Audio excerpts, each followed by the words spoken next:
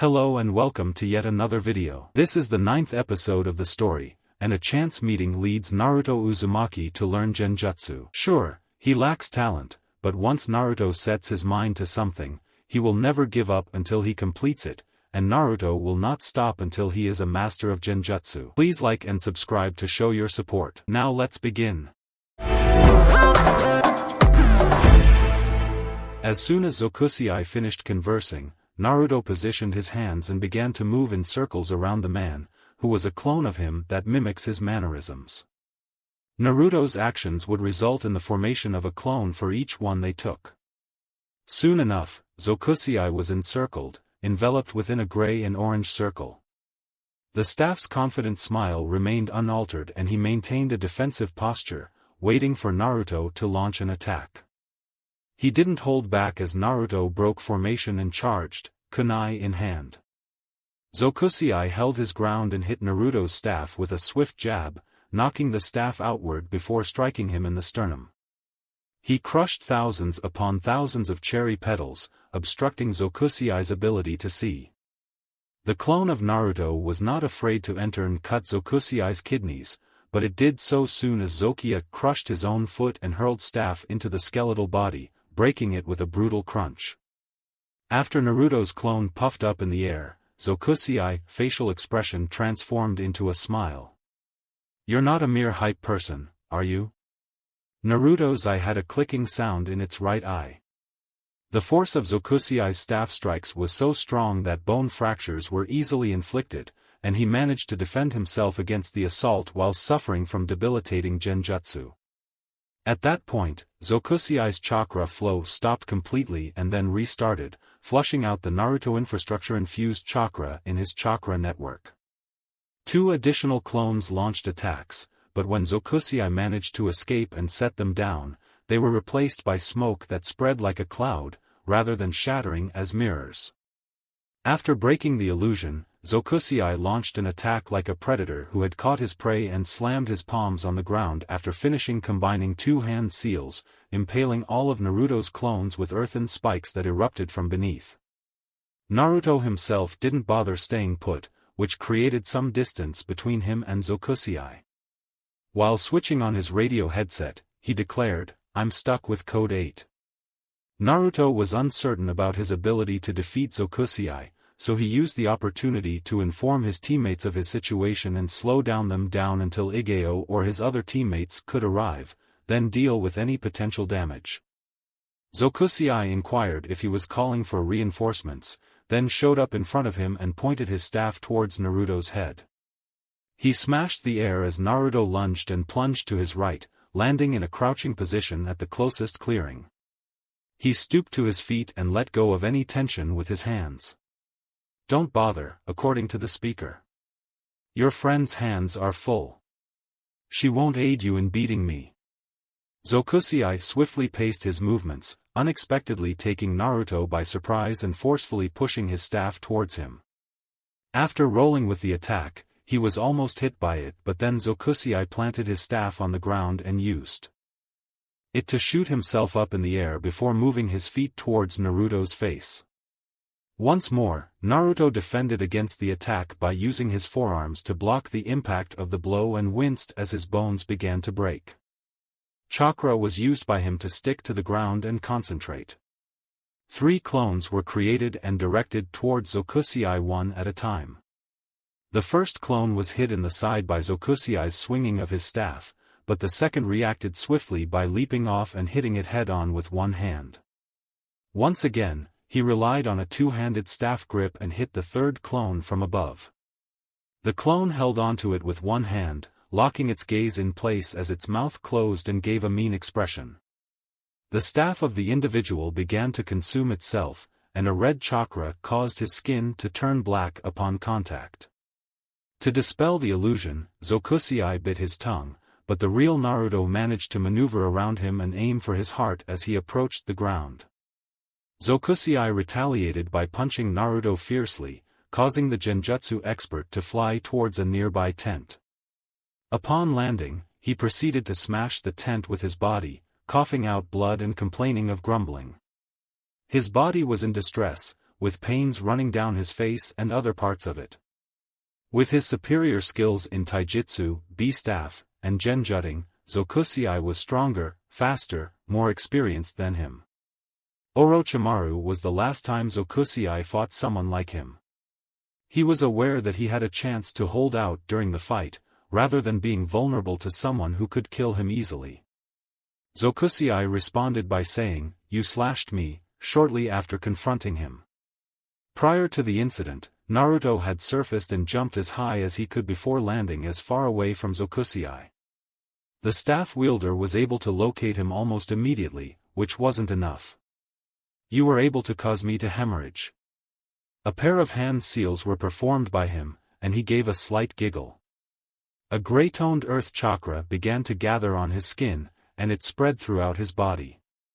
It's unlikely to happen again. He was just a few meters away, but then in front of him, he struck Naruto's stomach with his knee and then lifted his head to strike the chin closest to himself. Naruto stumbled and caught sight of the stars before Zokusei struck his nose and sent him running down the ground. While Naruto's nose was drenched with blood, he accidentally spat out his tongue and almost had his chin split off. The reason for his chin not being broken was unclear to him, given the severity of Zokusei's attacks that were more intense than those of previous times. It took him some time to get back up and then he stumbled. Upon grasping his position, the pincer attack began, followed by two jaws of stone, dirt, and grass closing in on him. After making contact, the two jaws joined together and pierced the object inside their sharp teeth. Zokusei was blinded by light emanating from a hollow created by the unification of the jaws, while Naruto went in for the kill. Zokusei appeared unfazed and proceeded to scuffle his troops, apprehending Naruto in the vicinity. While Naruto slipped on the ground and leapt to his feet, he managed to overcome the agony in his back and ignore the painful sensation that was felt near his ribs. Using hundreds of sharp wind blades, he propelled his army towards Zokusei, but the staff only built a shield from concrete to prevent any harm from the wind. When the wall collapsed, Zokusei held his forearm in his hands, hoping to block the incoming kunai. He grinned as he saw it sinking deep into his skin and breaking the illusion. The prospect of discovering a promising young adversary with immense potential filled him with happiness. He stepped on the ground with one foot before taking off, hoping to put an end to the fight. Naruto utilized the distraction to flee and made his escape from Zokusei, possibly towards Igeo's whereabouts.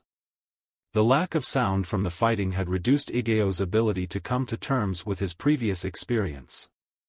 Despite this, he should have given the opportunity to retreat when it became increasingly clear that achieving victory or serious harm would be impossible. He recognized the need to improve and comprehended that underestimating his opponent would be a recipe for disaster. During the entire fight, there were moments when Zokusei had a clear advantage, but he managed to offset or minimize the impact of each move. If only he could summon Igeo. Naruto trembled and held his face up as he grimaced. He had the ability to bring in a whole group of battle toads to fight for him, but he forgot about their presence. The man who completely forgot about the trump card was that guy with an ace on his back. Naruto's curse was compounded when Zokusei managed to locate him. He asked, "Why am I running away?" with a sadistic half-smile. He was not as deeply engulfed in the earth chakra as he was previously. "As per my statement, your friend won't be able to provide you with any assistance." Naruto gnawed his teeth. Zokusei nodded his head in confusion as if to say, "How did you come across me?" "I'll let you know. Chakra is felt when I kick the ground. By means of sonar, I detect all chakra signatures within a half-kilometer radius of my current position. As long as they're touching something that's connected to the ground, I can spot them." He grasped his B-staff and spun it once, taking pleasure in the disconcerting look on Naruto's face. "I'm not concerned about how I can find you, it's the least of your worries." The staff hit Naruto's shoulder before he could respond. Without hesitation, he moved away from the situation. After landing, he began to tap into the infinite energy within him. The nine-tailed fox's chakra remained untapped by him. The unintelligent fox, do you have any intention of dying like me? The nine tails didn't respond, and Zokusei exploited Naruto's lack of mental agility by driving his staff into him diaphragm and blowing the air out of him. Naruto was swept off his feet by another move. Looking towards Zokusei, he was desperate to survive and did whatever it takes for him. His enemies bathing in the moonlight was the only thing he could see as his vision began to fade, causing his features to become completely black. Naruto's first encounter with white. A mixture of white ceiling, white walls, and white sheets. The chair next to his bed was the only one that remained white. He was filled with a sense of well-being and wondered if he had left this world. He had no aches and pains, his body was completely free of any bone fractures, he also didn't experience dizziness, when he sat on his bed. "You're awake," the nine tails muttered softly. Naruto was aware of his existence at that time. There was no cause for the nine tails to take part in his death. "Have you ever tried to assist me? What became of the, 'if I die, you die too' nonsense that was being talked about? He didn't intend to harm you by taking your life. How do you ascertain that? He fought you, but his actions were not necessarily hostile towards you. He was playing with you, pushing your boundaries." With its chin on its hands, the nine tails yawned. "He desires to challenge the most formidable ninja, or those who possess the potential to become formidable and triumph over them. Why did you not assist me in defeating him? He wouldn't have killed you, so it was easier to surrender and avoid causing harm. In the event that we were assured of never seeing each other again, would have aided in taking his life." Naruto took a deep breath and let out again shortly after. The news that the nine tails could prevent him from accessing its chakra when he needed it was unsettling. Although the nine tails were not obligated to help him save him from dying, he believed that the group had an unconditional support system because of its ability to provide him with motivation to become Kurenai's boyfriend. It happened, but in a circular, almost flat manner. It was evident that it aided him in breaking free from its self-interest. Naruto observed the white curtains and saw light peeking through the cracks. The clock on the wall indicated that it was almost lunchtime, and he heard the bustling movement outside his room often. He silently departed from his bed and disposed of the green hospital gown he had on, then donned his clothes, which were thoughtfully placed in a pile on the chair next to him. After putting on his outfits, he checked everything to ensure it was in order and in good condition. The sight of Shikamaru's bracelet on his arm left him in a state of shock, as memories came to mind. He had inserted a scroll into the center of his right sandal and placed it before he put on some ninja sandals. He opened the scroll and took out the box containing Kurenai's gift, feeling relieved as he realized it had been saved from the mission. Upon returning the box to its original state, he contemplated what course of action would be most suitable for the scroll. He would initially return home to refresh himself, but later found Kurenai and questioned her about the mission after losing consciousness. He had to leave the hospital before he could accomplish that. He could have jumped out of the window, but getting caught would have been too much trouble. The nurse was called by him. Naruto arrived at his apartment after being granted permission by the nurse and receiving medical confirmation that he was in excellent condition. He retrieved his keys from a blood seal he made and entered the house, taking off his sandals and leaving them on the side. The initial thing he detected was the distinct odor of bleach and other cleaning fluids that were present in the air. Naruto's thought process was strange, as stated by him. It had been almost 2 months since he last cleaned his apartment. The pages he used to create illusions or images to distract or coerce his opponents were not scattered throughout the living room. Instead, they were arranged neatly in a stack on the corner of his table. His kitchen was spotless, with plates and cutlery neatly folded, discarded stray ramen cups, and his kitchen table and sink beautifully polished. Everything, including the bathroom and his closet, was spotless and in proper order. The person who had shown such caring and concern for him to clean his house without any request from him made him ponder over the matter. His response was gathered when he entered his room. Kurenai had folded his random clothing pieces and then placed it in his closet. Kurenai was the one who had taken the time to do this for him. It was quite apparent when he contemplated it. His girlfriend was sleeping on his bed, with a soft light shining through her skin. She had one arm around her stomach and the other arm covered by her head, with her hand resting on her hair. Her eyes were scrunched up and her lips were pressed into a cute frown. It was the most charming expression he had ever witnessed on her face. He sat on the edge of the mattress and put his back against the headboard as she wasn't in the entire bed. He didn't want to disturb Kurenai's sleep and make her sleep peacefully, so he kept his thoughts to himself. He never intended to hurt Kurenai, opting instead to complete the mission to address the problem they were facing in their relationship. He was desperate for his relationship with his girlfriend to get back on track. For the last 3 months, Kurenai had been a mentor who helped him realize his potential and turn his passion for Genjutsu into Henku. He had also gained Nizma, care of women who believed in egalitarianism, an unconditional friend who had supported him in all his activities, and despite their age difference, she was able to have romantic relationships with people such as Kim Kardashian and Jennifer Woodruff. He couldn't fathom how Kurenai was involved in his life like she was. He witnessed Kurenai stoically, kneeling down and covering her mouth to silence a yawn.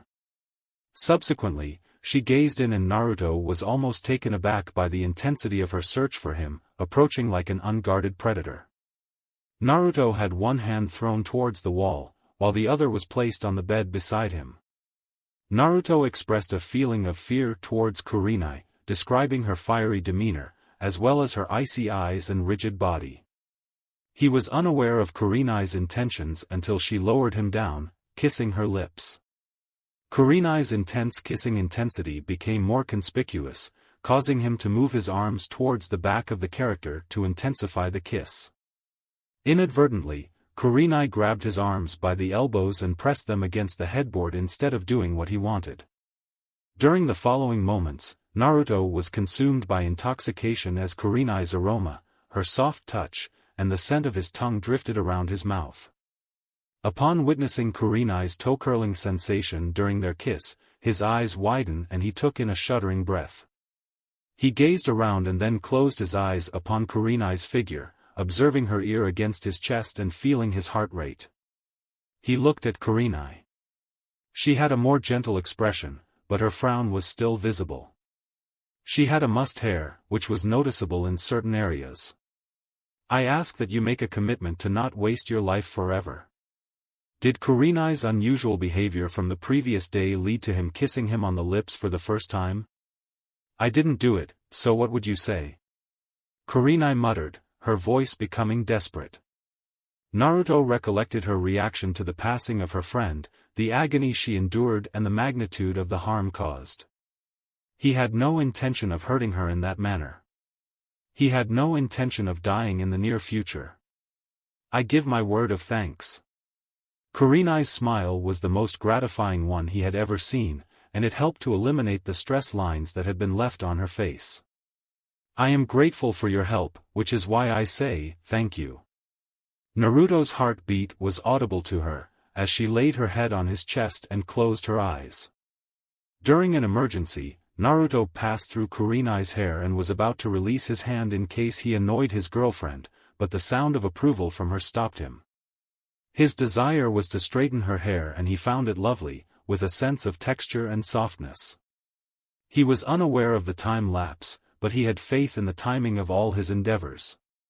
After his hand slipped on Kurenai's back to prevent her from getting behind him, he proceeded to touch the scroll that contained her present. He asked her, "Why did you clean my apartment?" She remained motionless, seemingly in complete concentration on him. "I was aware that you would come here once you were released from the hospital. I overstayed my deadline, so I resolved to tidy up as much as possible during the busy period." Naruto's expression of gratitude was accompanied by a smile. "Kurenai, thank you for your help. I have a good thing to say to you." Kurenai sat on her knees and relied on the arm that had wrapped around Naruto's waist to keep herself in check. He asked, "What is this?" and then he unwrapped the scroll before giving her the box. "I offered this to you because I was aware that you were irritated and stressed out during the mission, and also recognized that your jewelry collection is not plentiful. I hope that it is enjoyable."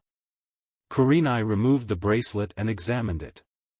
The bracelet adorned the name of the woman in an intricate and flowery script, with ruby and citron gemstones that blended into the petals. She effortlessly wore it and flicked her wrist. "Naruto, it's so beautiful. I am grateful for the opportunity to receive this." Naruto's expression was sweet. "It's good to hear from you, I appreciate your feedback." Kurenai nodded and turned her back, her hand covering her eyes. Naruto trembled with alarm, witnessing tears streaming down her face. "What's the matter with me? Why are you weeping?"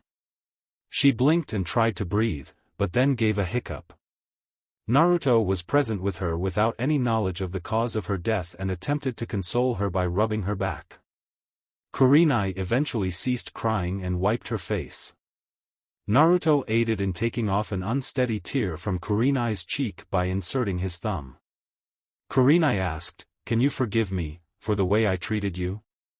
Naruto's response was a kind and sweet smile, saying, "Yes, of course."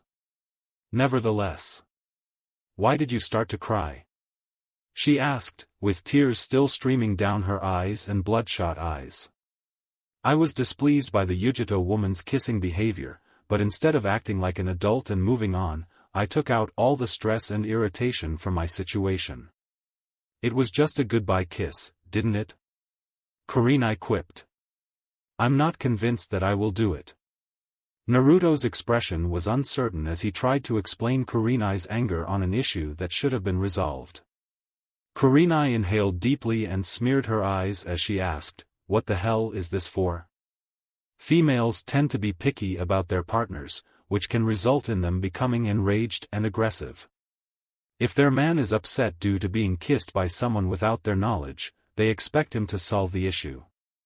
"It was a misstep for me to point fingers at you when you were unaware of the fact." Naruto's gaze flickered, attempting to comprehend the message and interpret it. He was unsuccessful. "It's illogical. If I make a mistake and want to correct it, how can I do it without knowing what went wrong?" Kurenai's lips curved upward into a smile-like expression, but it didn't have any features that were typical of euphoria or happiness. "That's just the way things are." In a state of anger, Naruto sighed. "Alright, that's fine." Afterward, he smiled and expressed his delight. "I'm pleased that the situation between us can now be considered normal again." With her own smile, Kurenai returned his grin. "It's a real one, right?" "I'm also pleased with that statement." Before standing up and stretching, she stared at the window.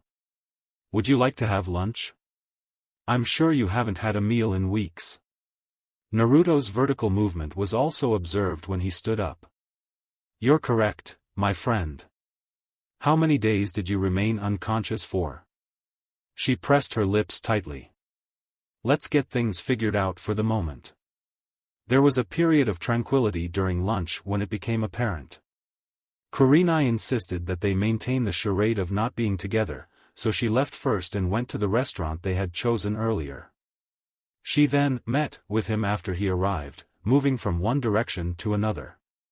Naruto would occasionally ponder why he had to jump through so many obstacles. He commended Kurenai's decision but also hoped that their relationship would be showcased soon. Naruto and Kurenai returned from lunch to the Hokage's office, where they checked in. Anko was sitting on a chair against the wall, while Igeo donned her ANBU uniform and cat mask. During lunch, Kurenai informed him that she had sent a message to the Hokage stating that they would come once they finished their meal, which was why Anko and Igeo were present. It was Naruto's belief that it was a positive thing as well. After being knocked out, they were cognizant of what had happened, and he was anxious to ascertain whether the mission had been successful. With a beaming expression, the Hokage folded his hands around his desk and proceeded to look at him. "Thanks, Naruto, for your hospitality." As Naruto nodded and observed, Anko rose from his position and ascended with them. "Your mission reports from your teammates are now in order, and I would like you to provide me with a verbal record of what you did during the mission." Naruto provided a detailed account of his plan for attacking the Crimson Hand and its outcome. After being knocked out, what occurred to Igeo? "May I answer, Lord Hokage?" "She was granted permission by the Hokage. After defeating you, I took Zokusei into custody.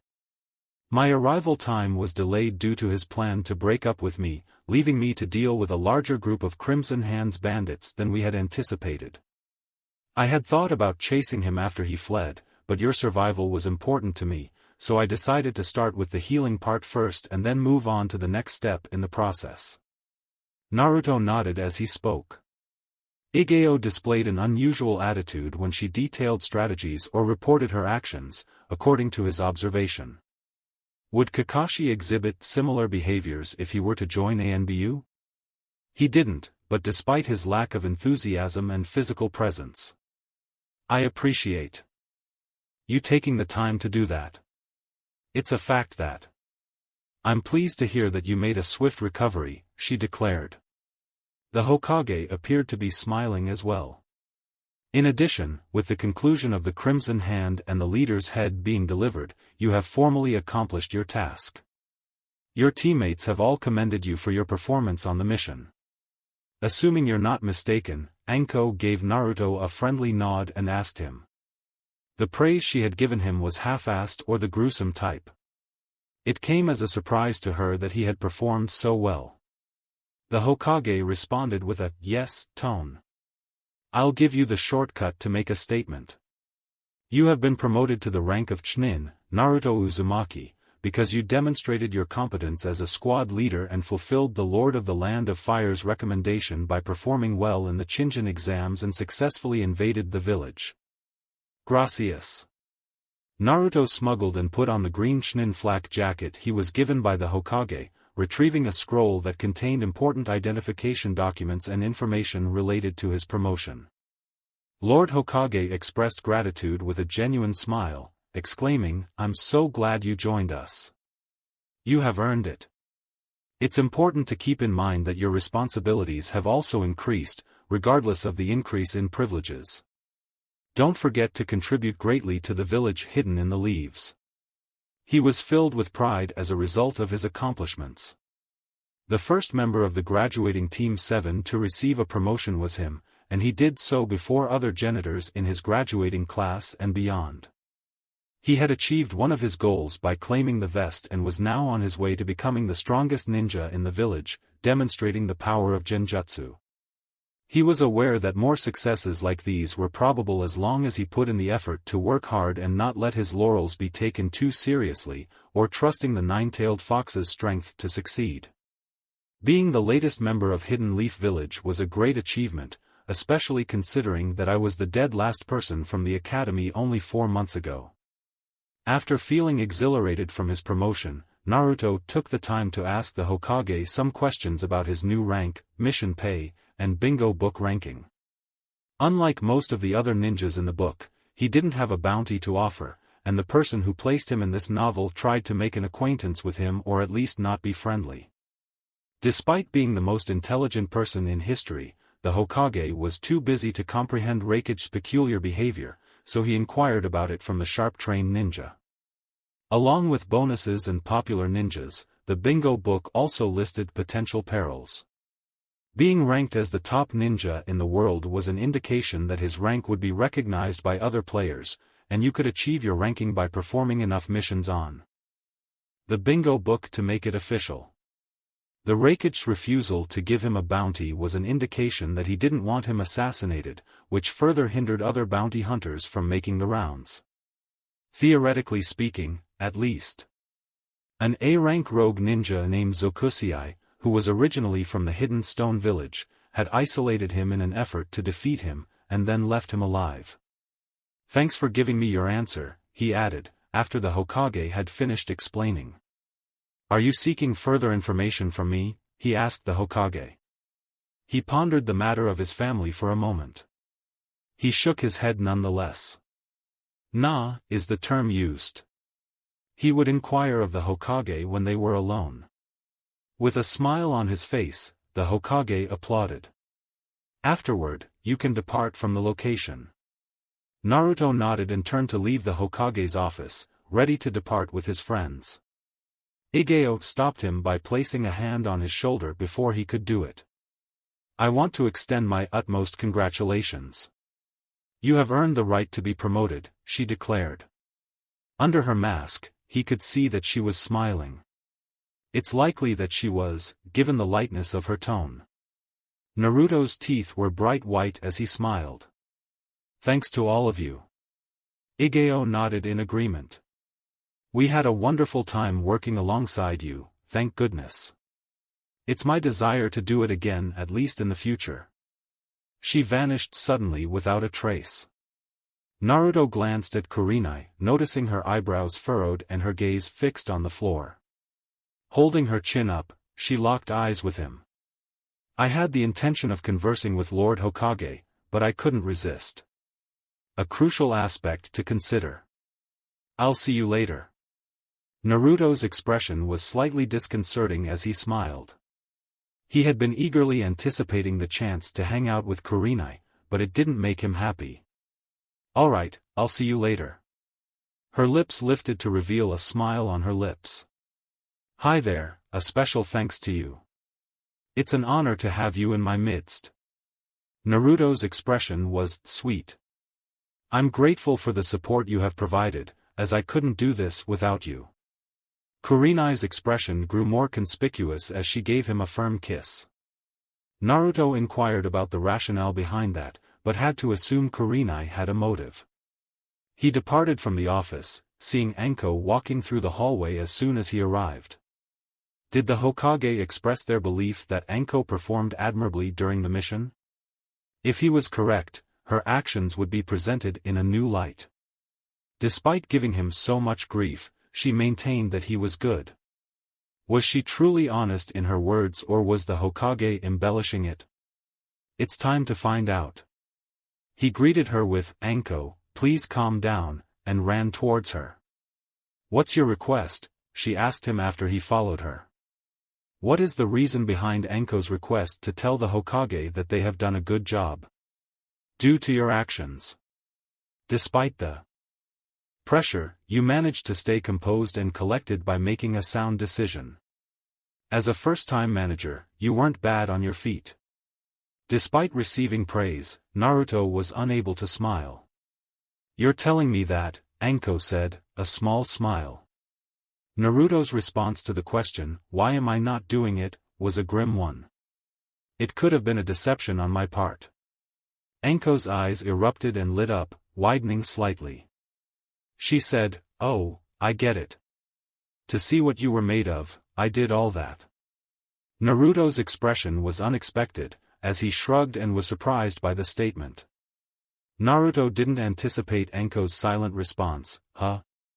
You're soon put on a team with someone who doesn't like or respect you. They'll scold you out of anger, question your behavior.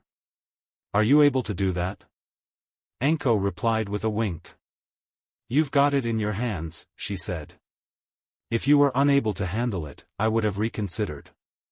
Your words were true, and I challenged your actions to ensure you knew what you were doing. You must acclimate to that behavior to gain knowledge of the next time. It is my belief that those who try to mistreat you will not be able to tolerate it.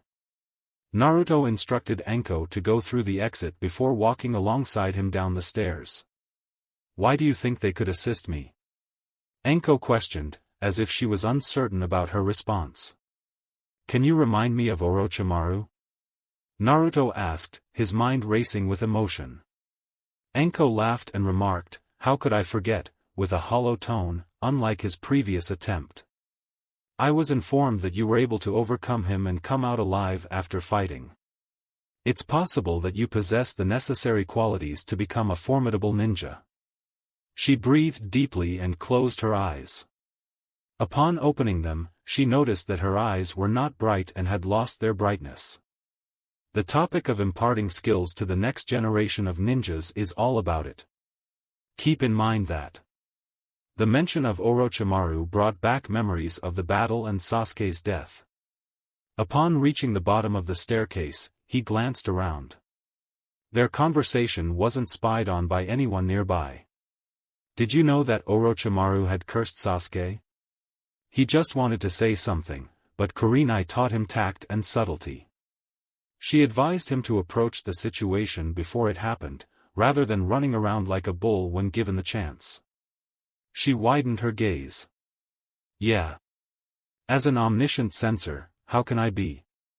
Enko sighed, and Naruto was made to feel the harshness of his voice. She bowed her head and pulled her shirt down to reveal the black mark on her collarbone. Are you seeking this out? Ah, no worries. How did you succeed in doing it? Enko muttered while rolling her shoulders. I used to be my Senegade known as Orochimaru.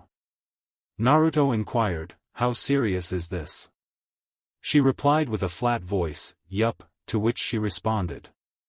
He taught me a lot, he was my backup when no one else was around and I felt confident in him for everything. On a certain day, he made the decision to give me that curse mark. I can't remember what happened after that, but when I woke up, he was gone. He reminisced about the excruciating pain and suffering that Sasuke endured, as well as the alteration in his demeanor due to its influence. Why would he kill his student? Enko asked, and Naruto's killing intent seemed to be on high alert. Because of his sick, self-centered attitude, he's a pitiful and unfeeling bastard. He departed from me, betrayed me. I am clueless as to why. Naruto observed Enko's curse mark pulsing and then saw her clutching her shoulder, leaning down in pain. She inhaled and out, gradually regaining her balance while riding the rough wave of nausea that Naruto knew could be caused by the malevolent chakra. Later on, she wore a smile. I'm sorry you had to witness that. The next time you want to ask me something, feel free to do so. Naruto nodded as he spoke. Despite his ability to be subtle in conversations, he was not very good at it. I promise to do it. He smirked.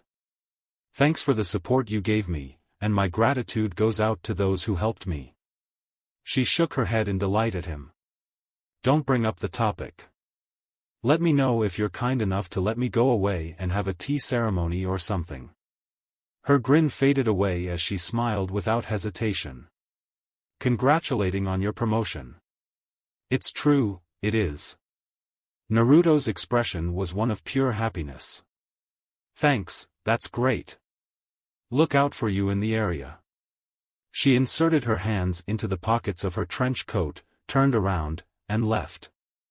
Naruto opted to walk home as he was aware of the possibility of starting his training later and wanted to take some time off after finishing a mission.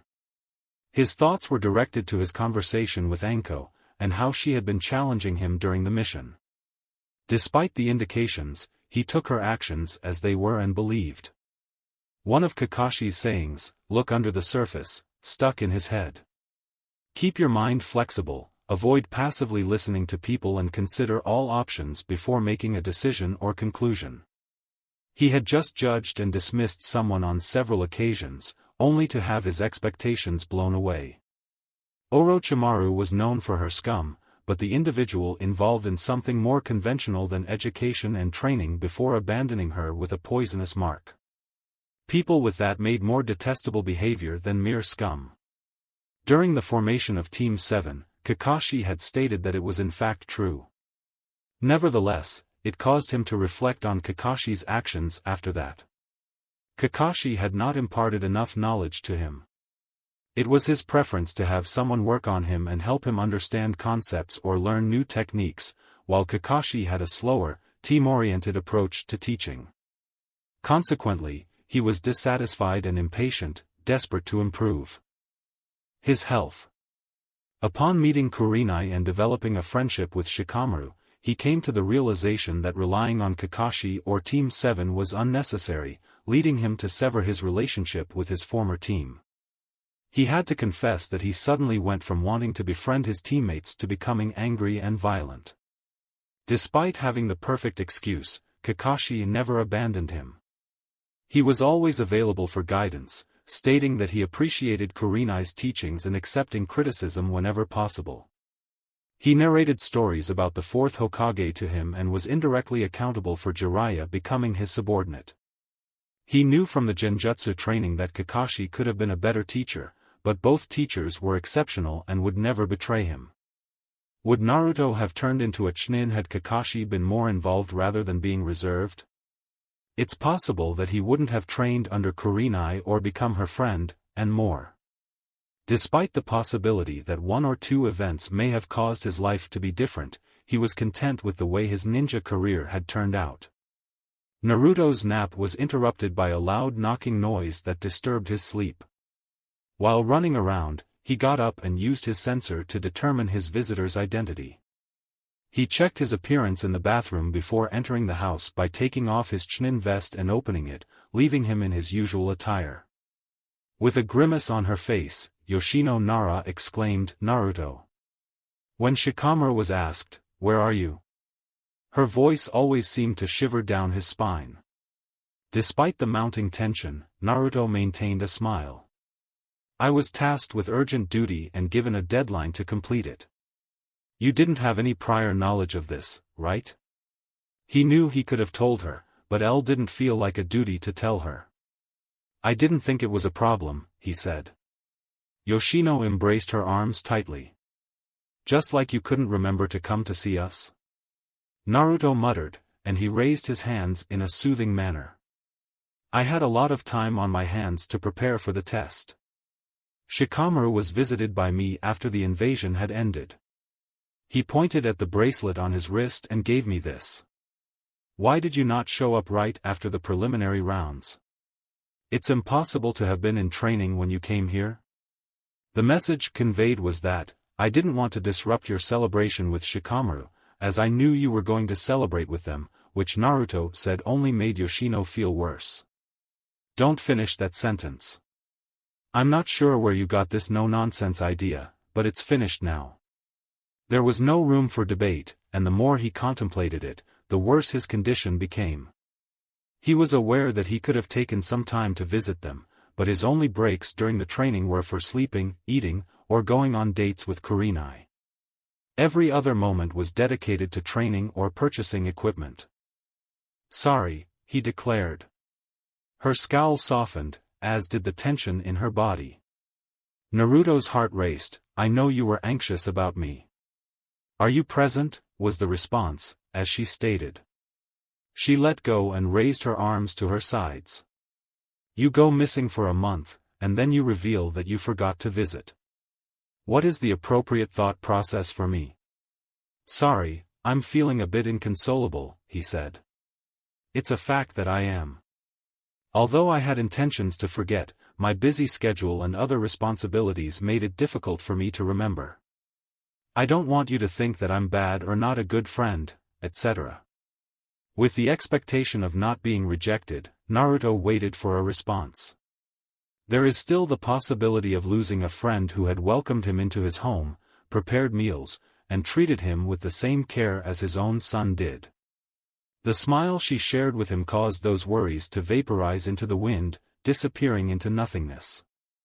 "I never foresee the truth about that. We welcome you always at your service." She gently stroked his forehead. Naruto's expression was, "You mean never forget that one, bro," with a sense of warmth. "I refuse to do it." Yoshino's hair was swept back and forth with affection. "Now is the time to prepare, don't forget. You're expected to arrive at the house tonight." Naruto nodded as he spoke. He couldn't simply back down and justify his actions without being accused of hypocrisy. Yoshino's visit was not solely motivated by his curiosity about his health, but also for other reasons. Yoshino proceeded inside and then left to shower, donning new clothes as he did. He contemplated using his Chunin vest, but wanted Yoshino to be aware of his appearance. He abstained from wearing his kimono and kept it on for formal occasions or dates. Waiting for him in his living room, she was seated on his couch. "Is my appearance satisfactory?" he inquired. She chose not to respond. She drew her near to him, smoothed out the lines on his gray shirt and washed his matching trousers, before getting up and turning him over. Her hair was straightened and a comb was removed from her sleeve, leaving him torn. When she finished, the difference could be felt by him. He maintained his hair's smoothness while keeping it in shape, and he was confident in his appearance. With a smile on her face, she grasped his shoulders and spun him around. "We proceed as we go. Naruto, I'm impressed with your physical appeal." Naruto's cheeks were heated by the heat that he felt. On similar occasions, Yoshino and Shikamaru both expressed the same level of gentleness and kindness towards each other. Naruto was aware that Shikamaru truly enjoyed the game, despite his attempts to play it off. It bolstered the warm, fuzzy feeling in his chest that Yoshino was fond of him and treated him like Shikamaru did. "Thank you," he said, although words couldn't express his gratitude. After smiling, she grabbed his arm and hurriedly left the house. Despite being able to lock up before he left, a certain thought stuck in his mind. Naruto was already inside the Nara compound before he realized it. Upon entering her home, Yoshino left, leaving Naruto to navigate the halls alone. During his journey, he observed numerous individuals from diverse families engaging in conversations, listening to music or simply enjoying meals. Naruto observed the stacking of food platters and bowls on tables, with a wide assortment of options to choose from. He came to the realization that Yoshino had planned the party, but he was uncertain about its purpose or identity. Given that he was present, deciding to go out for the evening and start by going towards the punch bowl in the living room, where paper cups were placed. While en route, he observed a Noichi conversing with Shikaku, which made him feel somewhat sad. He had a different perspective on the man since his last encounter, and he could comprehend why if not for wanting his daughter to date him. However, he was not fond of it in any way. "Naruto, did you hear, Naruto?" He looked down and away from the audience. In illusions. The silence was tinged with tension. He didn't forget what Ino did to him, using him to uncover Sasuke's secrets, but he acknowledged the truth and moved on. Despite not wanting to blow her up or avoid her, he didn't want to be friends with her.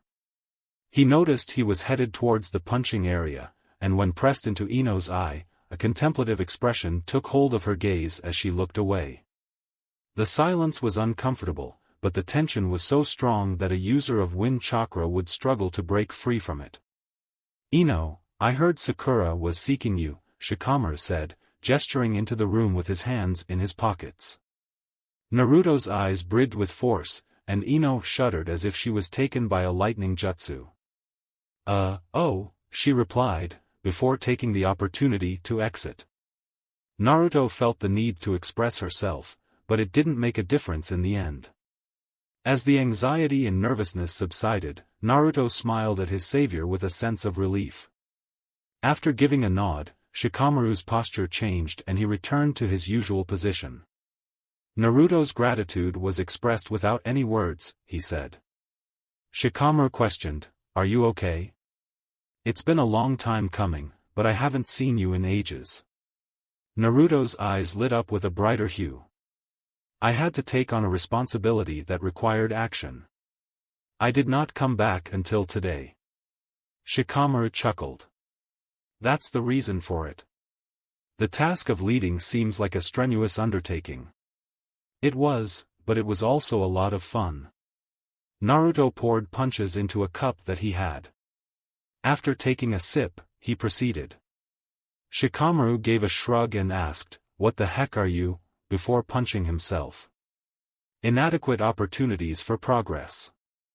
After drinking, he turned his head and headed towards the door.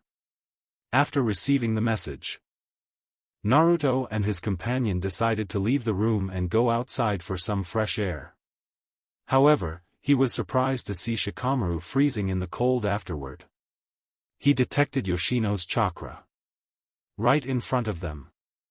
The room's attention was drawn to her loud and determined statement, "If the men of honor are not it." "What a struggle," Shikamaru exclaimed, his eyes wide open. Naruto said, "I hear you." It didn't take long for him and Shikamaru to realize they had been dragged into the middle of the living room. Naruto rubbed his back against him after Yoshino released his collar. Fortunately, her grip was not as strong as it should be. "I'm sorry for the delay in the party, and I want to apologize," Yoshino said, holding her hands on Naruto and Shikamaru's shoulders. She gripped Naruto's shoulder tightly as she explained, this would have happened just after the invasion to commemorate the success of the Chunin exams, but circumstances did not allow this moment to unfold. The focus of the party is on jubilation for Shikamaru and Naruto, our latest Chunin, and we all started to applaud. He recalled that his flak jacket was at home, but he didn't feel like wearing it with Yoshino around.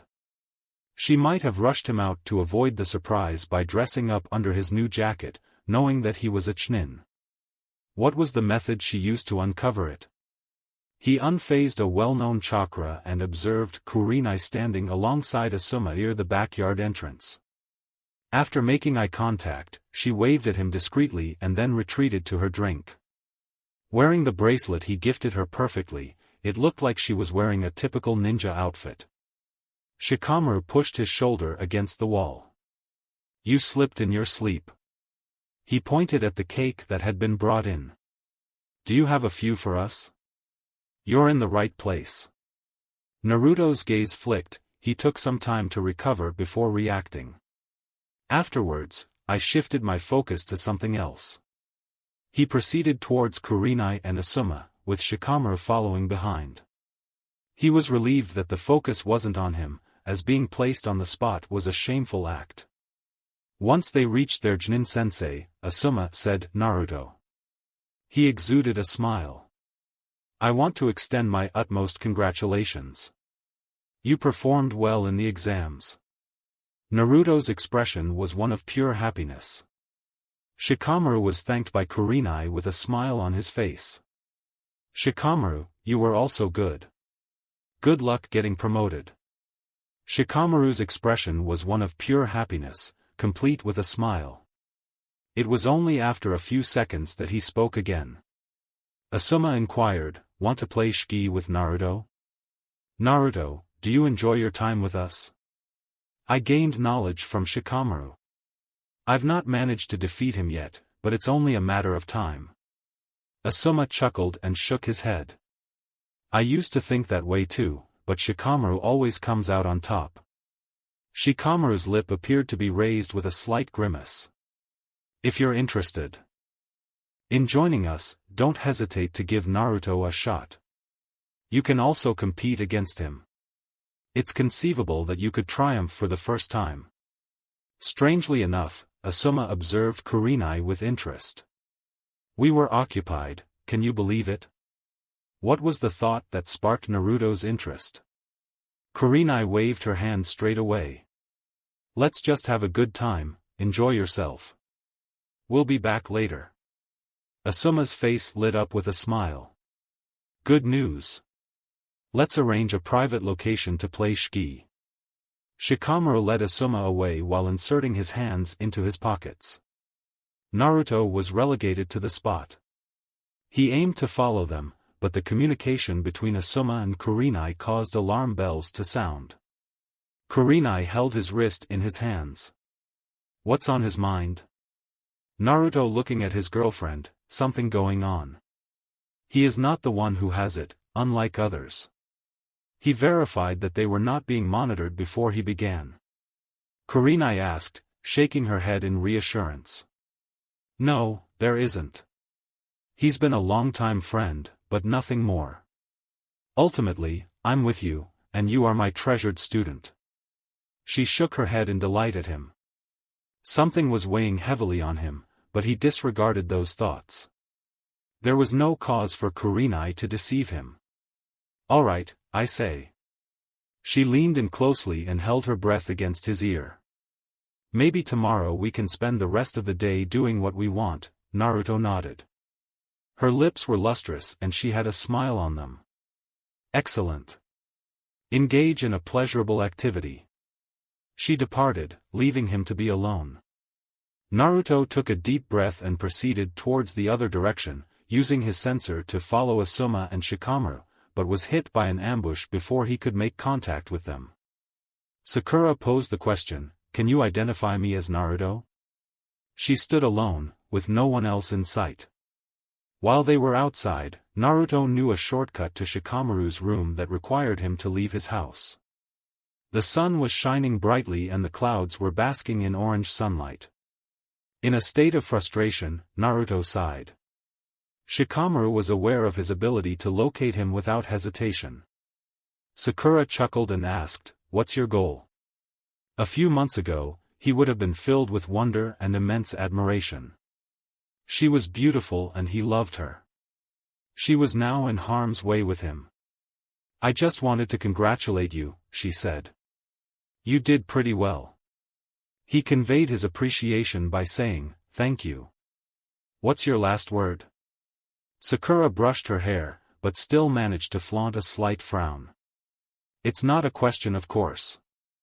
Although you are no longer part of our team, I still believed we weren't adversaries." Naruto's expressions were also frowned upon. "We are not at war, but our friendship does not count. You have a liking for Sasuke and you found me to be an inconvenience."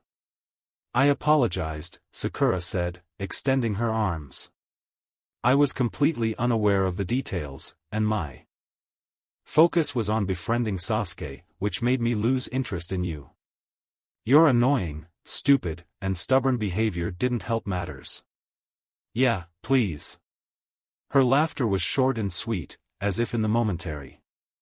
"It's comical. My efforts to win over Sasuke have been met with lack of enthusiasm, but when I try to befriend him and give him space, he reciprocates my feelings. My focus was solely on making Sasuke his own, causing me to lose all sense of self." Naruto had an idea of what she was referring to. He shielded himself from that mindset by pondering those who contributed to his attainment. "Is Sasuke here?" Sakura asked, replying with a "no." "I'm coming over here," Ino said. Naruto inquired if you could confirm that she was his friend. "Yeah. We reunited last month and spent a considerable amount of time discussing our relationship with Sasuke, including her date." Naruto's expression was one of scowling. He recollected Sasuke saying something to him, specifically how he protected him from Ino. At the Chunin exams, Sasuke yelled at Ino, "Do you recall why?" she asked. She folded her arms in front of her and tied them together. "I wanted to give myself an edge over Ino, so I asked around and thought your date went well." "You date?" "Of course I wouldn't have to take Sasuke away if it was okay. But you should tell him about that and he would be less bothered by Ino." Naruto nodded off as he solved another mystery. That's the way it all unfolded. Sakura's expression was more genuine than the previous one, and he smiled once more. "I'm sorry you had to go through that," she said. "I have no knowledge of Ino, but I'll take all necessary precautions to avoid a repeat of such an incident." Naruto's expression was a smile. It was great to see Sakura changing, but it wasn't always so good. "I had a great time, thank you for spending time with me, I'll be back soon." Naruto's wailing was heard as he spoke. "What's the next step?" Sakura wiggled her fingers as she unlaced them. "Is it possible to start over from the beginning, as Naruto suggested?" Despite his desire to withdraw and avoid any future interactions with Sakura, he could sense that she was conveying genuine and authentic emotions. By beginning again, even if it was unlikely, he wouldn't be burdened by the past. "All right." Sakura shook his head in delight. "Excellent. Naruto, I hope to see you around. Good luck." Sakura left, and Naruto went to Shikamaru's room, where he saw him end another game against Asuma with a victory. Shikamaru asked, "Why is it taking you so long?" while looking at him. The back of Naruto's head was shivered as he spoke. "I had some responsibilities to attend to first." Shikamaru gave a grumble and moved forward, giving way to Naruto's sitting position. Just sayin' and I won't take any action. Asuma re-established the board. I didn't succeed in defeating Shikamaru, but I believe I can surpass you. Naruto was almost taken aback by the intensity of his gaze as he looked at him. With a grunting voice, Naruto said, "You're all set for the big game? You're on." Naruto muttered, leaving him feeling fatigued from the late-night party. He recollected it in his mind, commencing with his Shiki performance against Asuma. Asuma was able to beat him and even celebrated his victory. Despite his efforts, Naruto managed to win the rematch with ease and secured his victory after facing off against him. Despite his excitement at winning a game of Shiki, he was overcome by Shikamaru, who brought him back to reality. He was able to find out why Shikamaru was promoted, even though he had already lost his match against Rock Lee. He demonstrated proficiency in leadership and tactic, a skill that was acknowledged. Nevertheless, he would be closely monitored to prevent his performance from being stagnant and not being overpowered by a stronger competitor. Following a few more rounds of Shiki, he had the opportunity to taste Yoshino's cake and chat with Shikamaru, Asuma, Kurenai, the Japanese martial artist, and Chai. The fact that some guests would occasionally congratulate him upon leaving the compound was only a bonus. The party was fantastic, all in all. Today, Naruto had the opportunity to spend his day with his girlfriend and do whatever he wanted. Kurenai's words to him caused his heart to race due to the anticipation for the date they would meet.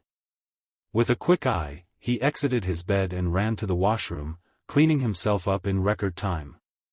He was wearing his clothes when a chakra signature appeared in the window next to his bedroom window. Despite being suppressed, the chakra had an unmistakable scent that was a blend of fire and earth, with an oily texture that seemed disconnected from the body. He opened the window and pulled the curtain, allowing his master to enter. The size of the window meant he could sit comfortably on it without straining his muscles, as it led to a small balcony.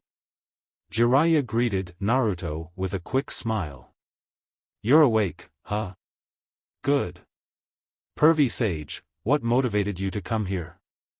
Jiraiya rebuffed the nickname, which was used to describe Naruto. It is common for Jiraiya to react in response to it. His lack of reaction indicated that he wasn't playing around. "I have a goal in sight, and I'm going to be with you on my journey." Naruto muttered, understanding that he had to undertake 2 missions in succession. It came as no surprise, but he wasn't used to it either. "How long has it been? Around a month.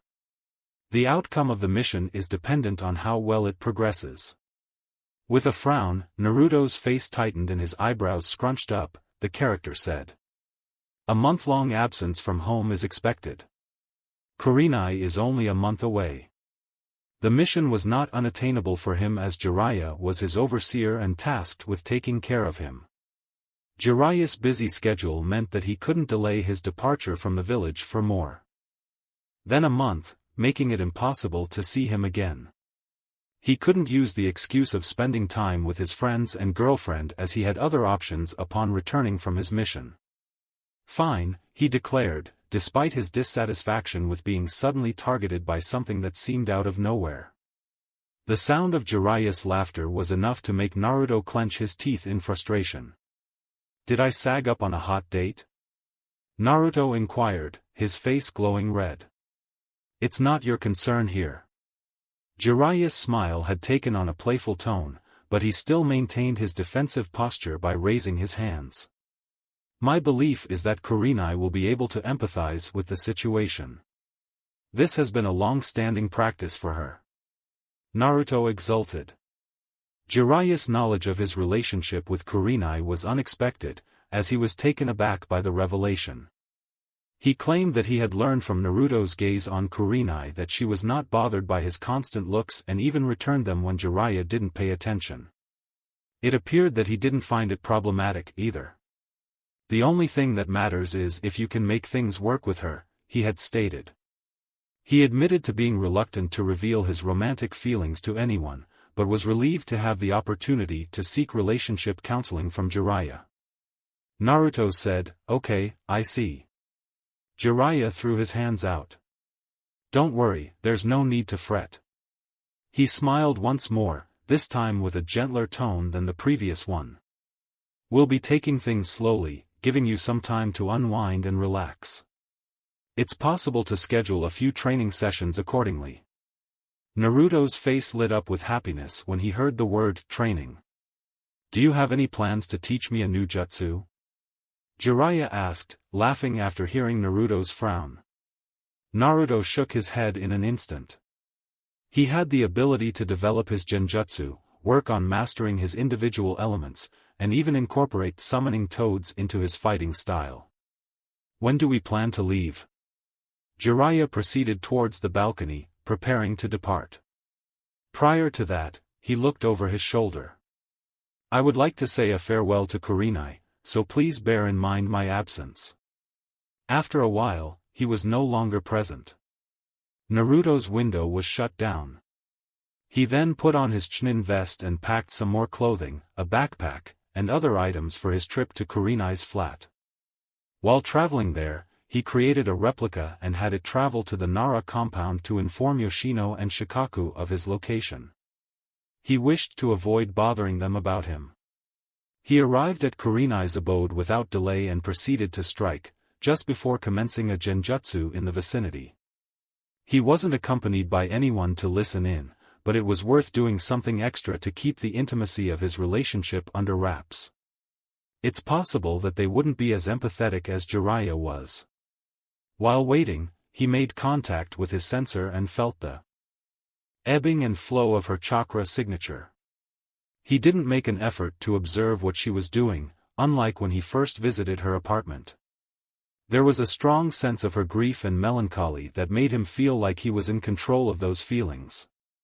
Since then, he had never felt anything like that before.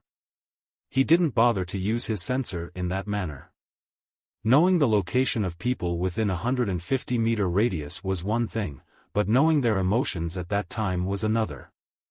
He was unwilling to let the animosity, dread, and loathing most of the villagers feel towards him. Naruto ignored those pessimistic thoughts and focused on Kurenai, who had recently stepped in and given him a chance to redeem himself. Her hair was shaved and she was attired in a thin orange robe, as if she had just woken up. "Naruto," she remarked.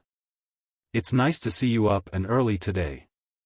I only require a few minutes to prepare and then we can go out for the day." Naruto's expression was one of scowling.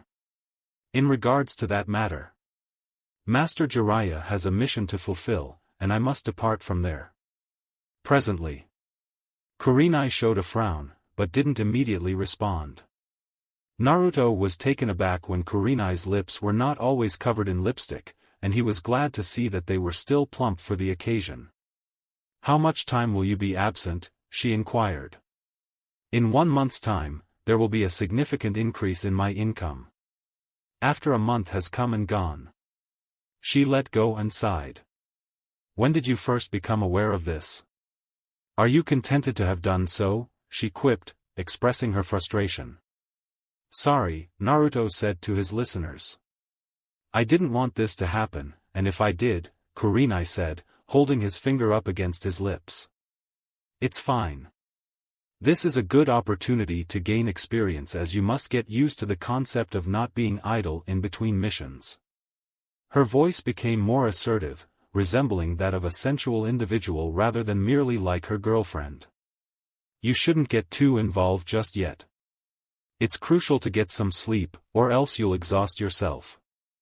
Regard the statement, yes." She smiled slowly through her mouth. "Good news. There's one more thing you need to do before departing." She leaned forward and kissed his forehead, causing his face to appear pinkish in the mirror. "I'll take the one you promised me, okay? That's all there is to say. When you come back, we'll have more conversation." Despite feeling uneasy in his stomach, Naruto smiled to Kurenai before leaving. The way Kurenai emphasized the last sentence was not to his liking, and it reminded him of their previous conversation about having no knowledge of her emotions without asking her. It was evident that she was unhappy, and he couldn't fault her. If she was the one leaving on a mission, he would also be disappointed if it turned out like that. Upon returning, he made the decision to attempt to make up for the missed date. He had no other option but to do so. After obtaining the memories of his clone, he made the decision to do the same for the Naras. Just after leaving Shikuba town, a resort city several hours' drive from the Hidden Leaf village, Naruto and Jiraiya were on their way. While in town, Jiraiya gave Naruto some money, telling him to enjoy the festival while he conducted research. Naruto's enjoyment was overshadowed by his readiness to train. Following their stop at a nearby clearing, Naruto proceeded to move forward. Naruto asked, "Do you have any new jutsu to teach?" Jiraiya's expression was one of pure happiness as he pulled out a water balloon from his pocket. "Take hold of this opportunity." Naruto inspected the balloon after it was touched. There was a familiar vibe about it. What are my options for dealing with this? The way to achieve this is by rotating the chakra in the balloon. Naruto's eyes erupted in excitement. He remembered the last time he saw the balloon. Nevertheless, what is the purpose of your teaching me? You mentioned that it would take a while to learn, correct? I concur. It's your turn to learn it now that you have some time to do so. Naruto's expression was a smile. What is the name of this sport, namely the Rasengan? Observe for yourself. Jiraiya extended his hand and began to concentrate on the chakra surrounding it. A sphere-shaped sacrum formed around the chakra as it began to spin. Naruto analyzed the method using his sensor and observed how it rotated without any additional chakra to keep it in motion. The direction in which Jiraiya's chakra flowed through his chakra network was also reflected in its rotation. Naruto said, "It's clear that jutsu. Kakashi-sensei had employed it before." The chakra that Jiraiya had gathered dissipated, as he laughed. "Is that correct? Then I don't have to explain what it is." He didn't have to do anything. The Rasengan had the potential to cause someone's death if they didn't use chakra or other means to reinforce the area of impact. Nevertheless, Jiraiya declared, "I'll teach you how to pop the balloon as well. I'm only going to do this once, so be careful what you say." As if to form the Rasengano, he pulled out another balloon from his pocket and held it out. Instead, he began to inject chakra into the balloon, which caused water to move in various directions until it burst, being unable to keep up with the pressure. "Are you able to handle it?" Naruto asked, gazing at his own balloon. Jiraiya stated that he had an idea, but admitted that there was always some trial and error when trying to master a technique. He was eager to unravel it, as it was a technique with both strength and accuracy. It was precisely what he needed. "Yeah." Jiraiya expressed a smile. "Let's commence. This can be done while driving to the neighboring town." With the balloon in his hand, Naruto told Jiraiya to go. He compelled the water inside to spin towards the right, increasing its speed by rotating it from several angles until the liquid was sheared into small fragments. When Naruto felt water seep through his fingers, he smiled. It was uncomplicated once he discovered the direction of his chakra's flow. Then, it was just a matter of time and practice. He could have done it the previous night, but Jiraiya was already asleep when he went back to the inn they were at. He thought it would be better to surprise him in the morning, but Jiraiya didn't seem to take notice. "The first step is a given," Jiraiya declared. "The first one?" Jiraiya questioned. "You thought the Rasengan was a relatively simple technique, didn't you?" "Not at all," he replied. "However, some people expressed optimism that it would be more difficult than it seems." Jiraiya said, "Yeah, so. There are 2 more steps you must go through to complete. We'll initiate once you've donned your attire." After getting ready, Naruto encountered Jiraiya outside the inn and grasped the rubber ball thrown at him. Jiraiya drew his own rubber ball out of the air. Naruto had a question about where Jiraiya had located all the balls. He was amazed to see Jiraiya take a bag full of water balloons from the scroll, which had been pulled out by him. It's conceivable that he replicated the same action for these rubber balls. Be attentive, Jiraiya declared. Chakra started to gather inside the ball, all concentrated at one point. The rubber ball detonated instead of rotating, causing it to climb and climb in intensity. It brought to mind the leaf concentration exercise for him. To make the leaf stick to his head, hand, or anywhere, he had to focus on chakra. Jiraiya did not seem to use a consistent amount of chakra, unlike that exercise. He exerted less effort than the initial step, but the intense force of his chakra caused the rubber ball to burst. Naruto stated that it appeared to be relatively easy. You might be correct, but the sole object in that ball is air. You cannot rely on the water to do the work for you. Naruto held onto the rubber ball, but refrained from attempting to walk away. After explaining the first steps, rotation and power, Jiraiya turned around and walked away. Naruto's expression was one of grumbling.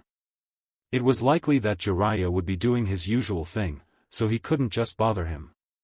He recollected the incident that took place last time he came across Jiraiya for his research.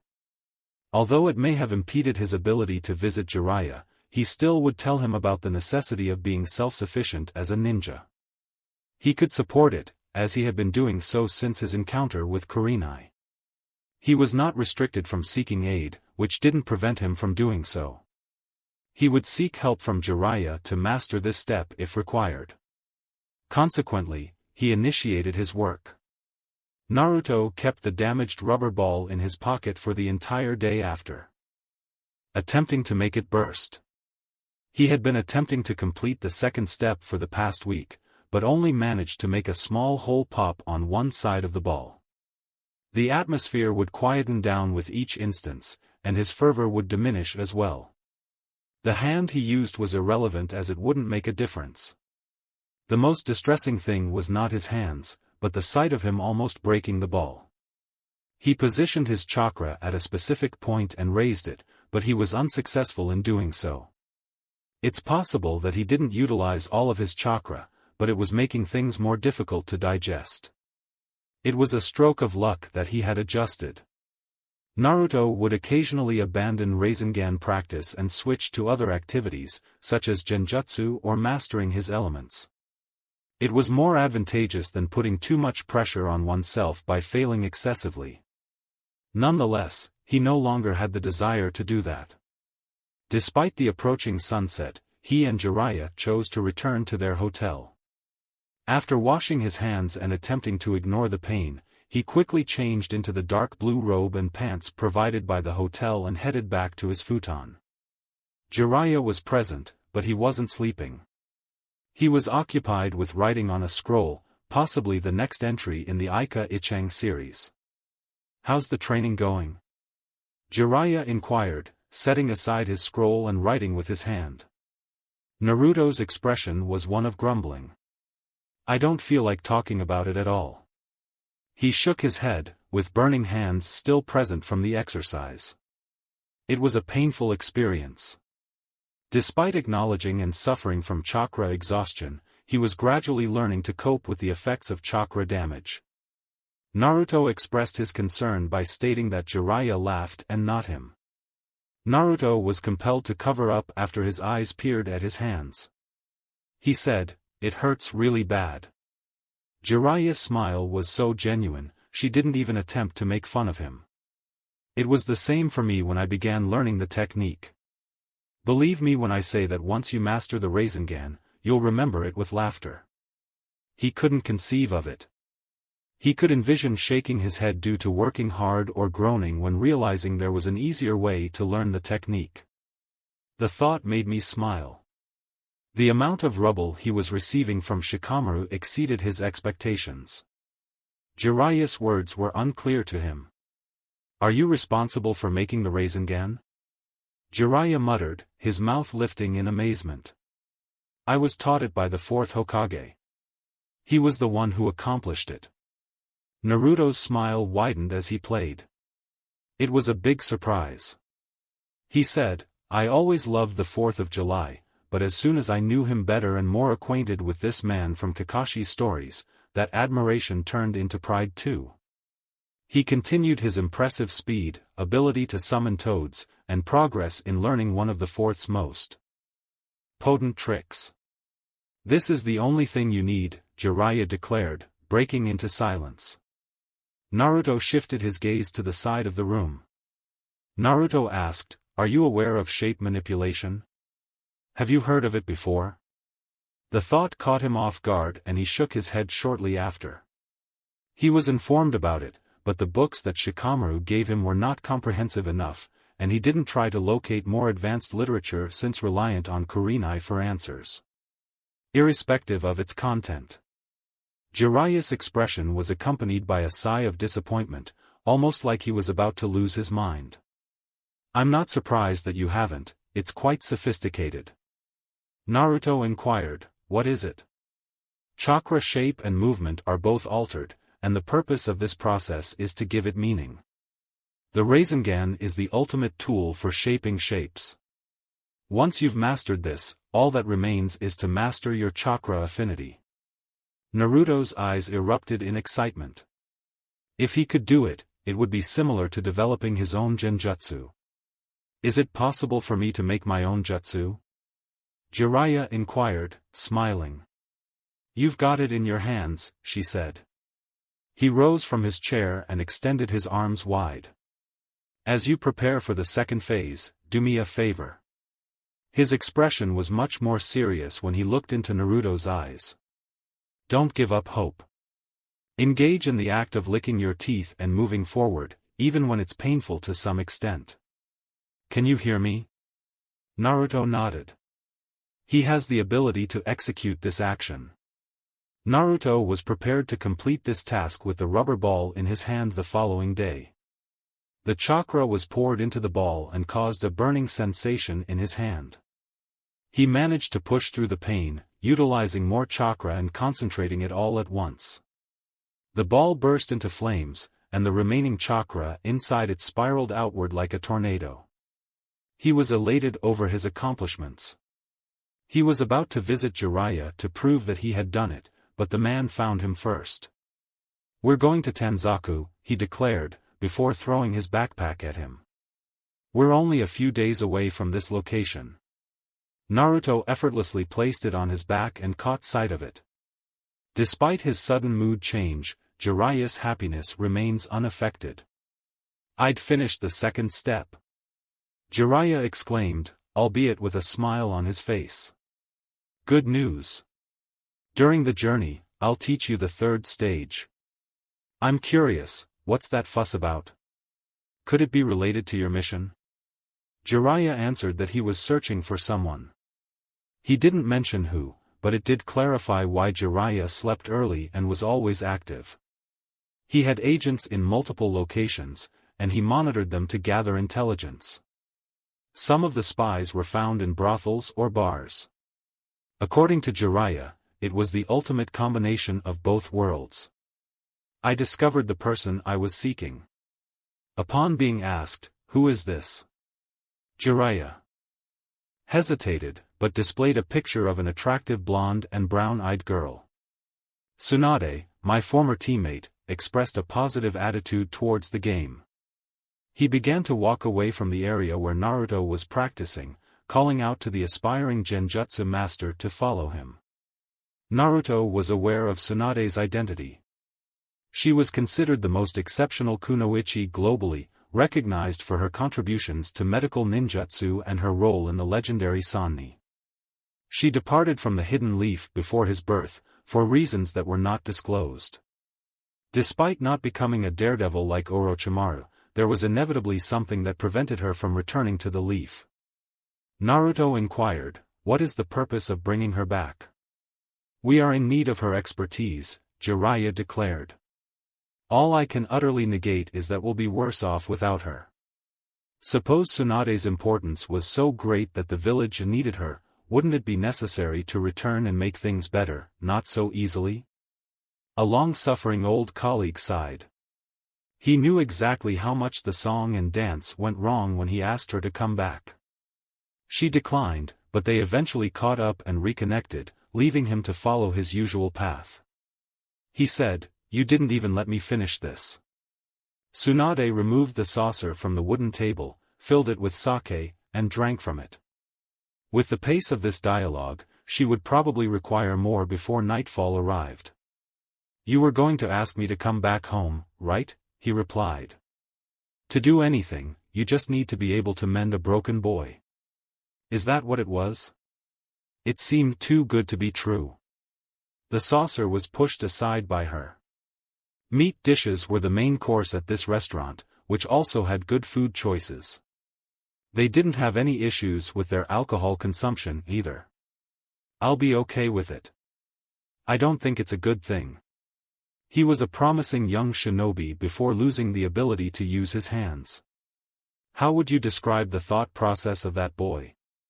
"He is a Hokage, and you know how much they value their hands." She gave a frown and shrugged it off. She wasn't concerned about it, but it was a shameful thing. Her assistance would require him to return to the hidden leaf, which she was unable to do. That's the way of life. It's impossible to anticipate the extent of damage that will occur until it is too great. Jiraiya's expression was grimacing.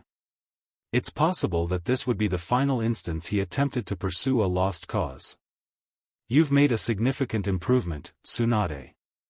According to her, she stated that she is no longer a young girl. The boy is not currently alive. It's possible that he can make a profit from his life. The only thing he had in mind was to prove himself as a ninja. What other opportunities were there for him? He has exhausted all of his resources and now he is left with nothing. It's probable that someone like him will face a more dire fate than death. As she sighed, Tsunade released the air from her lungs. The sake didn't do much to ease her annoyance. "Is this the boy you were going to take?" Jiraiya questioned, shaking his head. "I didn't notice him, but you were aware of his situation." Shiny, Tsunade looked on in a frown.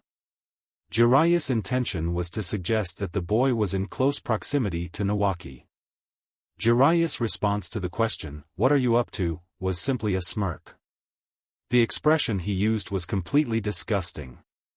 "I'm not revealing anything here." Her arms were swung open by her chest. It was a struggle for her in the past, but with practice and time it became child's play. "Why are you trying to coerce me into coming back?" The old man responded by saying, "I need to find you," with the tone now more serious. "We were recently attacked and suffered a significant loss of ninjas. The sensei and Orochimaru clashed in combat, leading to the latter's near-death experience. The Raikage's decision to assist him instead of exploiting our Hokage was a miraculous turn of events." Despite not having seen Orochimaru for several years, she wasn't surprised by his worsening condition since their last encounter.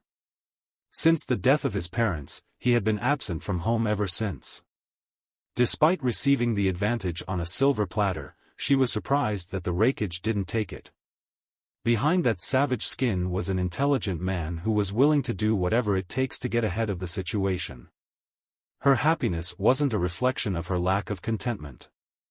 It was a relief that the old man had not passed away. "Sarutobi-sensei desires me to do as he has requested. He desires you to return."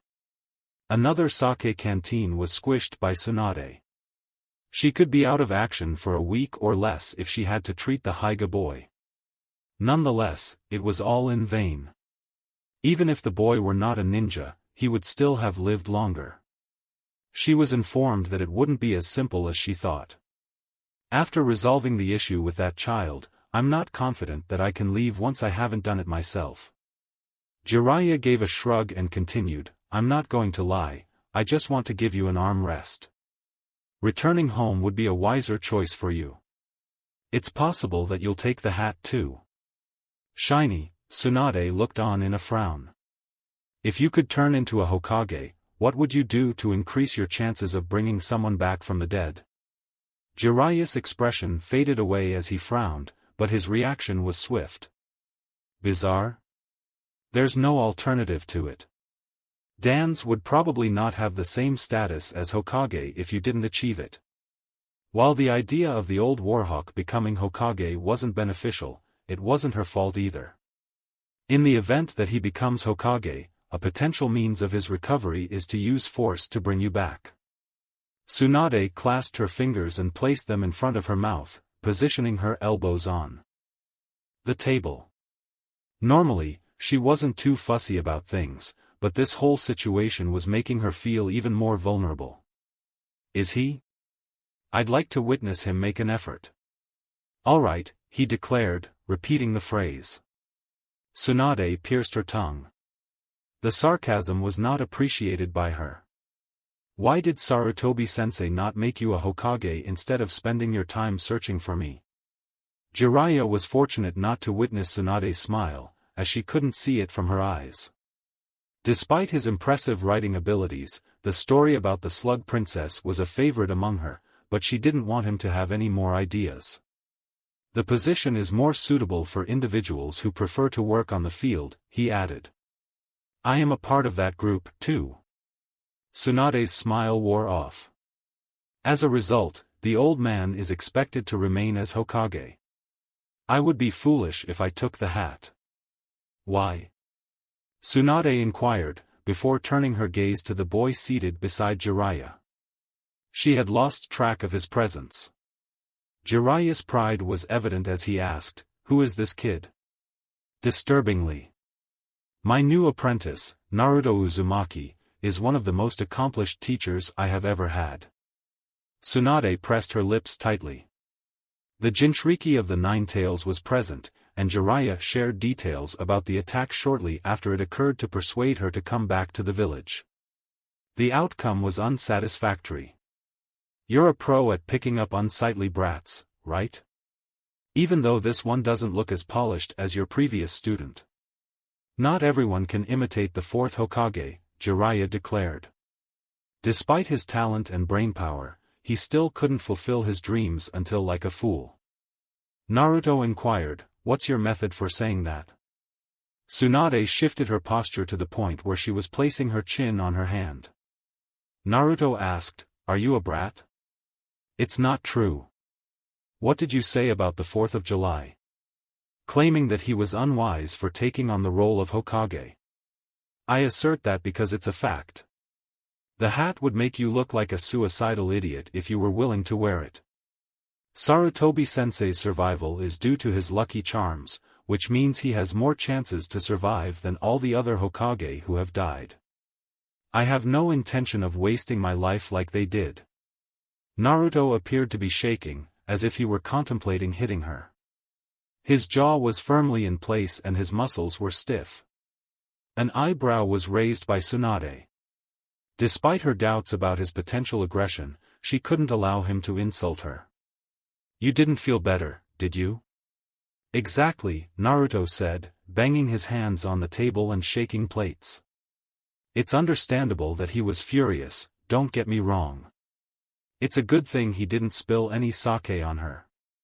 The Hokage's sacrifices are worth celebrating, but Tsunade cautioned against making such remarks.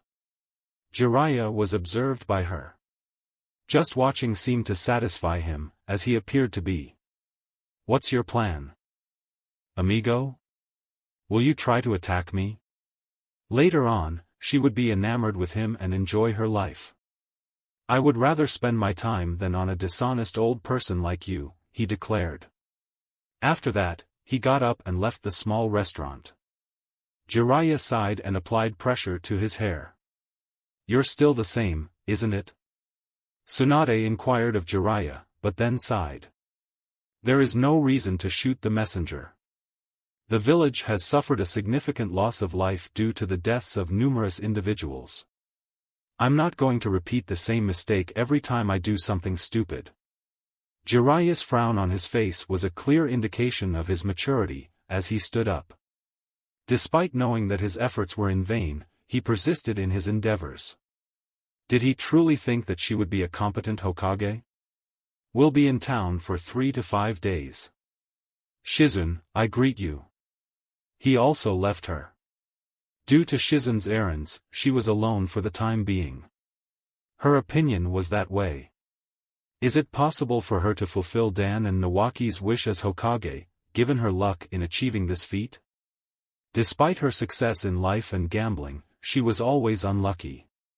Shizun's absence would have resulted in her being alone. The kid's behavior made it harder for her to accept the job offer she was applying for. The fact that he looked like Nawaki was not helpful. Nawaki was unable to possess the ability to become a Chunin, and he did not. Tsunade's sai reached out as far as his head. She was no longer up to this kind of thing. Naruto's reaction to the outcome was to smash the chakra around his palm into the tree and growl while groaning. Once again, he was unsuccessful. Rather than digging a large hole in the tree, he created an oversized spiral groove. The third and final step in mastering the Rasengan involved merging both steps to condense all the chakra he collected into a self-rotating sphere.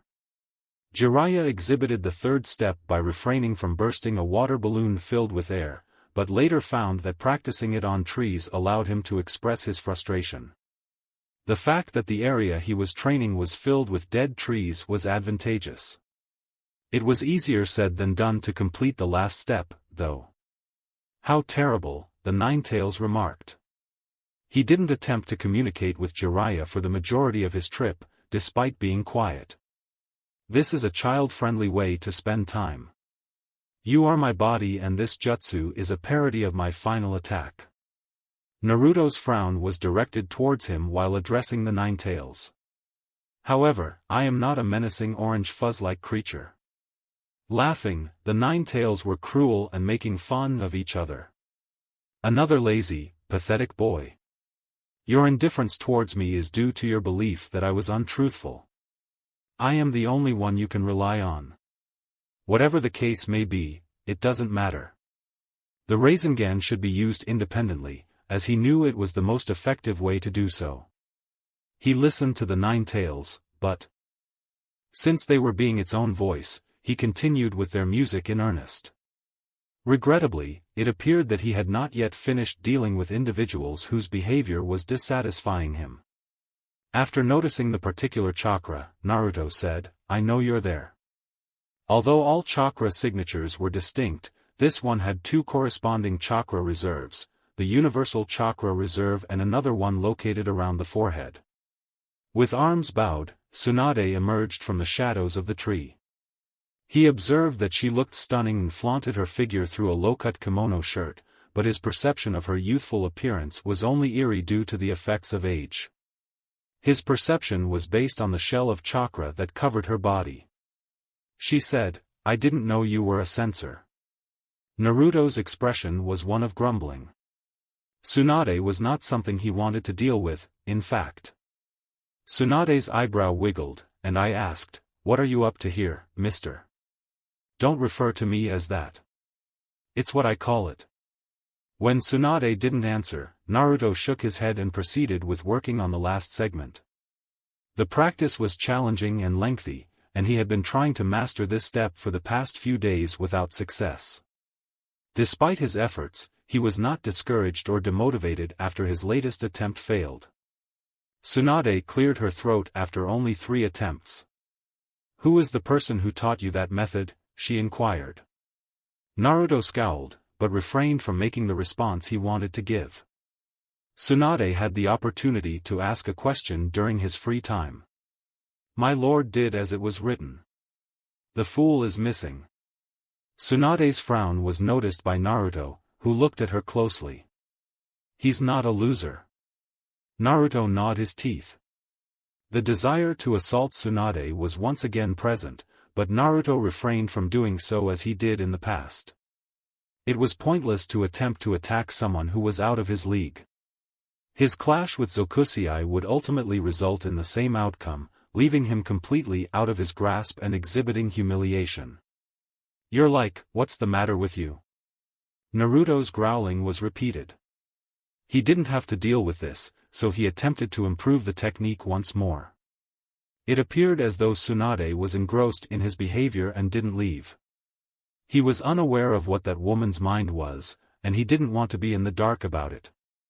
His inability to focus on anything was a result of his obsession with her. He swung his head back and forth admiringly at the older kunoichi. "Why are you still here?" Tsunade asked, before raising her eyebrow and releasing her arms. "I inquired about your reaction to my reply at the restaurant.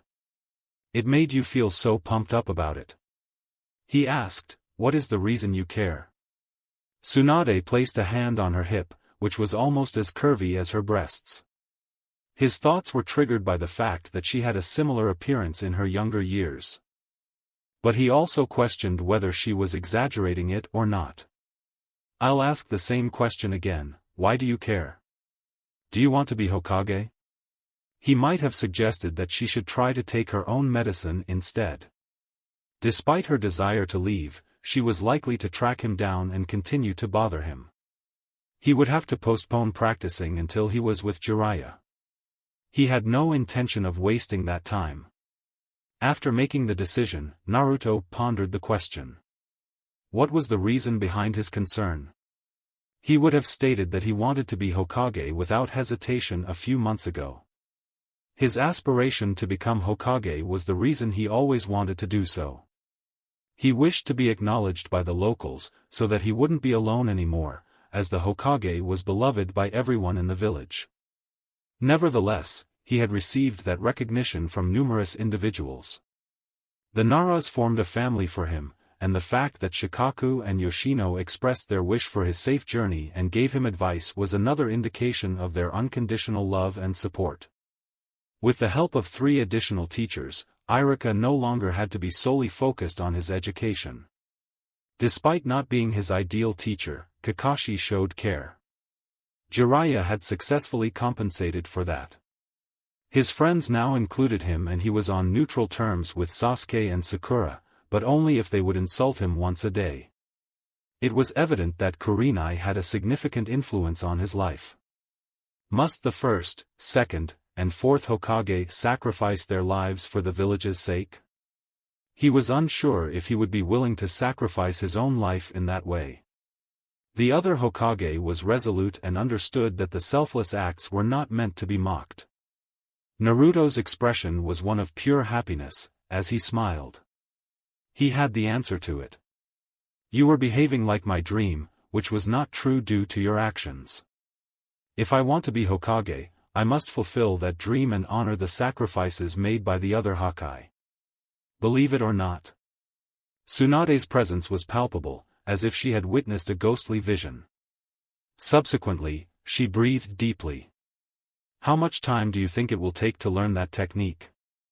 Naruto responded positively after the abrupt subject matter resurfaced. Towns have been warned for a period of 3 days. Is that accurate? Tsunade seized the necklace and clasped the green diamond onto it, almost feeling confused about what to choose. In the end, she took off the necklace and wore it in front of her. If you can learn the Rasengan in the time you had, I'll give you this necklace. I will come back with you and reclaim my memories of the Hokage. It was a bet too good to be true. Naruto inquired, what if I abstain from doing so? Smirking was done by Tsunade. Shizune and I are left alone by you and Jiraiya, with all your money going to me. Naruto was ready to confirm the deal by holding his hand. He was confident in his ability to do this, and the pressure from the bet provided him with all the motivation he needed. Tsunade yelled out, "You're on me," by shaking his hand with both hands. Tsunade's renowned strength made him feel vulnerable and he could sense his hand vibrating. You messed up, kid. She said, we thought it was such a big mistake on my part of the forum. The Rasengan is not well known, and while you can learn it in a few days, it won't be within 3 days. She uttered a silent prayer. You can imagine how accurate that statement would be. The words, Tsunade sighed. Can you show me the Rasengan, Naruto? Shizune inquired, evidently intrigued by a unique and uncommon use of this ability. It could be that her intention was to please the boy. Naruto accomplished this, and the Rasengan erupted above his right hand in a flawless manner. He wore a black t-shirt with her necklace on display. Ah, that's pretty cool, don't you think, she quipped, holding her pet pig Tauntaun near her chest. You know what, I'm not sure how to say it. Tsunade halted them, fixating on the road ahead. Once again, she was unable to win and knew it was wrong. It's better for her to have known that she didn't trust her own bad luck, especially when the kid managed to pull it off in just a few hours. Jiraiya's voice echoed as he said, after much time gone by, before finally returning. I am, she declared, not caught off guard by her former colleague's sudden inclusion. Naruto's bright smile caught her on camera as she asked him why he had changed his mind. Her heart was broken because he bore a striking resemblance to Nawaki. His dream was reminiscent, but not identical. He was not killed by his necklace, so perhaps he could have done the same to Nawaki or Dan. I'm not sure, really, she replied. Jiraiya chuckled.